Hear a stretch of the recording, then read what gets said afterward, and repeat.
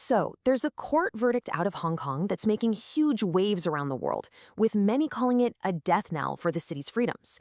We're talking about the conviction of media mogul Jimmy Lai.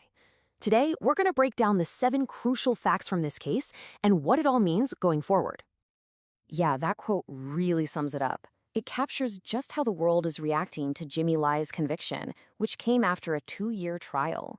So the analysis we're digging into for this explainer shows us why this is seen as such a pivotal moment for Hong Kong. Okay, so the actual court judgment, it's a massive 855 pages long. Obviously, we're not going through all of that. Instead, we're going to pull out the 7 crucial facts that really define this conviction. And let's start with the pretty surprising laws that prosecutors use to make their case. All right, fact number 1. This is all about bringing back a law that pretty much everyone had forgotten about. So here's the thing. The conviction wasn't just based on one law. Prosecutors got pretty creative. They didn't only use that controversial national security law from 2020. They also dusted off a really old, rarely used sedition law from the British colonial era.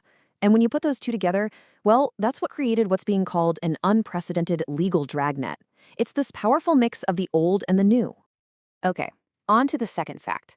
Now, this one is about the prosecution's star evidence, and you might be surprised what it was. It was something that was published right out in the open for everyone to see. 161. Just let that number sink in.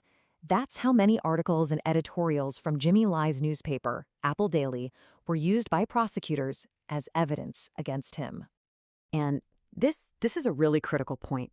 We're talking about the articles themselves. This simple act of publishing opinions was presented in court as irrefutable evidence of a criminal conspiracy. So in a very real way, it was the newspaper's editorial voice, its entire point of view, that was put on trial. All right, fact number 3. This brings us to the man at the center of it all, the person the court labeled the mastermind. You know, it's easy to get lost in the legal details, but there's a really stark human side to this story. We're talking about Jimmy Lai. He's 78 years old, he's a British citizen, and he's already been in custody since 2020. His family says his health is getting worse and fast. So there's this very real, very tragic possibility that he could die in prison long before his appeals process even plays out. Okay, moving on to fact number 4. This is where we get into one of the aspects of this case that has drawn the most fire from around the world. So take a look at this timeline because it's super important. What you'll see is that a lot of the evidence used against Lai, things like meetings he had with U.S. politicians, all of that happened before the national security law even existed. It wasn't passed until June 2020. And that right there is the core issue. The law was applied retroactively. What does that mean? It means actions that were perfectly legal when they happened were basically made illegal after the fact. And that's a huge reason why this verdict has been so widely condemned by the international community. Fact number 5. This one is all about how quickly and how strongly officials reacted to the verdict. I mean, we're talking literally within hours of the verdict coming down.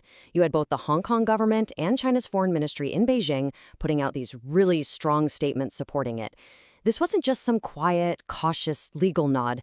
No, this was a fast, unified political stamp of approval. It sent a clear signal that this was a definitive moment, a show of sovereign power. Okay, fact number 6. For this one, we have to zoom out a little and look at the bigger picture of what was happening in Hong Kong at the same time. Because the timing here is, well, it's pretty remarkable. This verdict was handed down just one day after Hong Kong's very last major opposition political party announced it was shutting down for good. So you have these 2 major events back to back. When you put them together, it really paints a picture of a comprehensive shutdown of any kind of organized dissent, whether in politics or in the media. And that brings us to our final point, number 7. This is where we see why this verdict matters to people and businesses way beyond the city of Hong Kong itself. Yeah, Amnesty International put out this really chilling warning right after the verdict. Think about it. A media owner has just been convicted because of what his newspaper published. A ruling like that fundamentally changes the game. It changes the entire risk calculation for any global business that's operating in Hong Kong.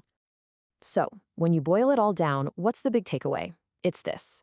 The Jimmy Lai conviction isn't being seen as just some isolated legal case. It's being seen as a final, definitive line in the sand.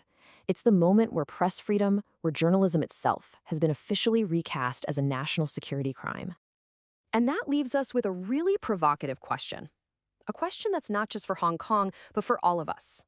What happens when the work of a journalist becomes a crime?